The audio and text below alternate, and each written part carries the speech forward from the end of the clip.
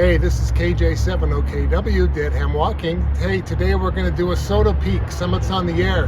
The weather's been great. It's going to be 72 today.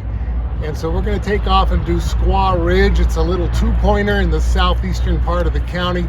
Never been activated. Again, pretty easy to get to, but it's so sparse out here, not too many ham radio operators. It's going to take me about an hour to get down there.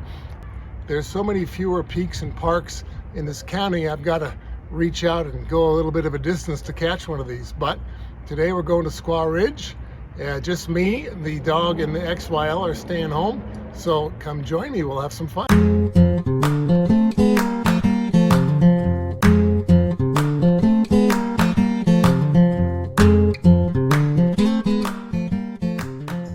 Well, before I get into the details of Squaw Ridge, I wanted to show you the difference between where I'm living now and where I used to live. This is the Summits on the Air map of Uintah County. These are all the SOTA peaks within this county. There aren't that many. The one I did is right here, Squaw Peak right here. It's a little two-pointer. It's got a collection of 8 and 10 pointers, but they're deep into Ashley National Forest. To get to these guys, you need to do some serious hiking, maybe some overnight backpacking, but there's several of these peaks that are accessible. But let me show you. I came from Lolo National Forest in Montana. Here's the SOTA map of my playground of the last 3 years. I activated many of these. I lived right about in here, but there's so many more peaks in the mountainous regions than there is here in Utah, which is mainly plateaus and high desert. But not to complain, there's still some very interesting places here in Uintah County to take care of. Here's the topographical map of the area where Squaw Ridge is. I designed this to help figure out how far I had to drive. Way up here is Vernal on the upper left-hand corner. And to get to Squaw Ridge, you could take the Highway 40 east out of town, and you go about 24.5 miles till you get right here.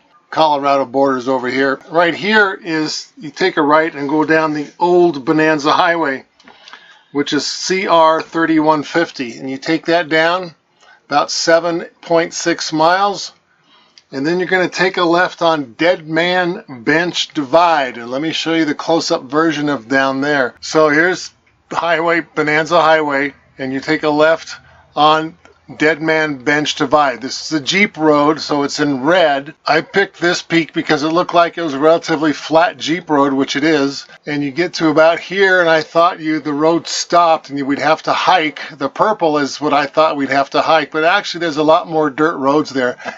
I actually got the Jeep on a road right to about here. So the amount that I had to hike was this purple line up to here.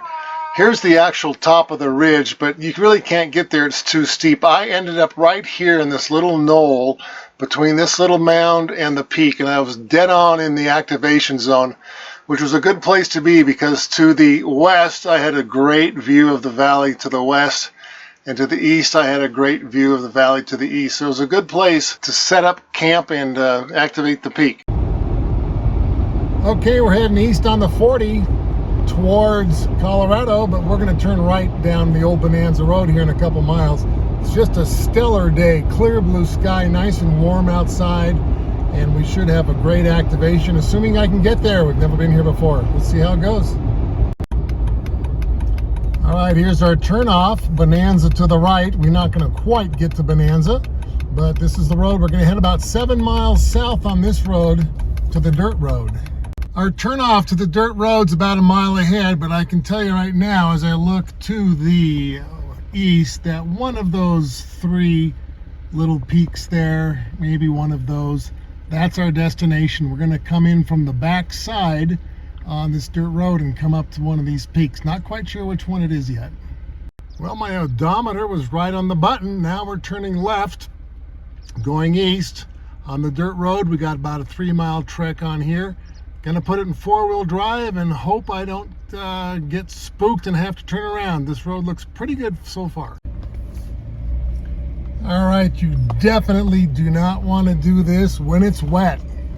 This is all dried mud and has been for the last mile. Even with the 4-wheel drive, I think if you were on this road when it's wet, you're gonna get stuck. I'm going 4-wheel drive low because there's lots of potholes. Now I can tell from here that's Squaw Ridge. We still got a little more ways to go up this dirt road to the wash and make a hike. I'm going to be coming up the right side of that. I should be able to hike up that. But that's Squaw Ridge. Well, now I know why they call this Squaw Ridge and not Squaw Peak. Got a big ridge of rock on top of there. Okay, I've arrived where I'm going to park the Jeep. There's really absolutely nobody out here. And the last mile has been on roads that you absolutely have to have four-wheel drive on. You need high clearance, and fortunately it's dry, but if this was wet and muddy, I wouldn't even get here in the four-wheel drive. So make sure if you're going to do this, do it when it's dry. Okay, here's Squaw Ridge. I got about a 300-foot elevation climb and 1,600 feet in that direction. I should be able to do it, and we're going to get the backpack on and start hiking.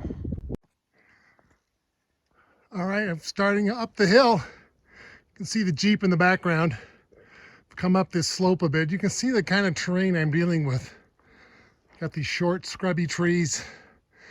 And I'm about to hike up this outcropping of rocks. It looks like it's a little pathway all the way to the knoll between the two peaks, one of which is Squaw Ridge. Hopefully at the knoll, I'll be in the activation zone, but we'll see. Boy, am I out of shape. It's my first real hike in about 6 months. So if you're in reasonably good shape, you're not going to be as winded as I am. I'm in the activation zone between Squaw Ridge there and the little peak to the side of it. I got a great view of the valley to the west. Astounding view to the valley to the east. So on this little knoll here, which is in the activation zone, I'm going to set up and let's get on the air. I'm going to attach my antenna to this old stump here. And just to remind you guys of what my setup is, I've got this extendable 20-foot fiberglass fishing pole, and my antenna is wound up on that there. It's 88 feet long. It's just a simple antenna wire, and I attach the wire to the end of the fishing pole with just some slip knots on some rubber bands. Nothing fancy. It's quick and easy, and it's very, very portable. All right, and then I strap the fishing pole to the tree with these bungee cords that I carry with me, and we're up there about 20 feet. Let's extend out and find where we're gonna. All right, I'm hunkered down under this tree. My antenna's back there behind that tree in the center. I don't know if you can see the wire coming down, but I'm sitting in the shade. It's quite hot here. I've already got about 6 or 7 QSOs on 20 meters SSB, and I'm going to FT8 now, just for the fun of it. I already got 2. We're gonna play around with FT8 for a little bit. It's already 3 o'clock in the afternoon, so I'm gonna wrap it up here pretty soon and get out of here before just to be safe.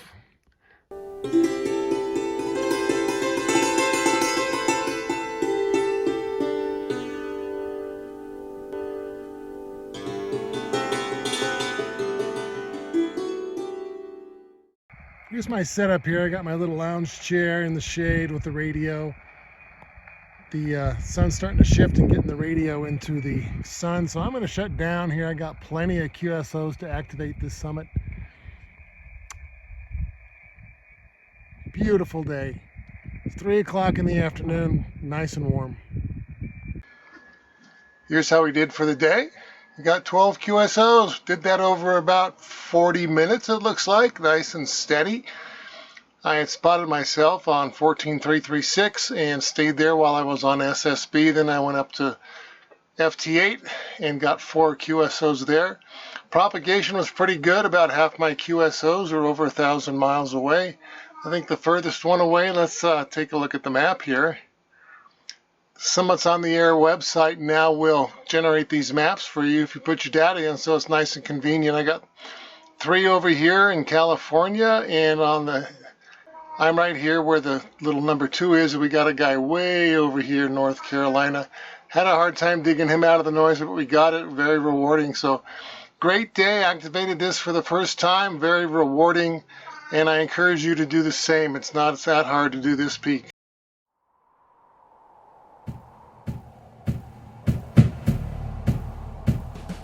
Woo!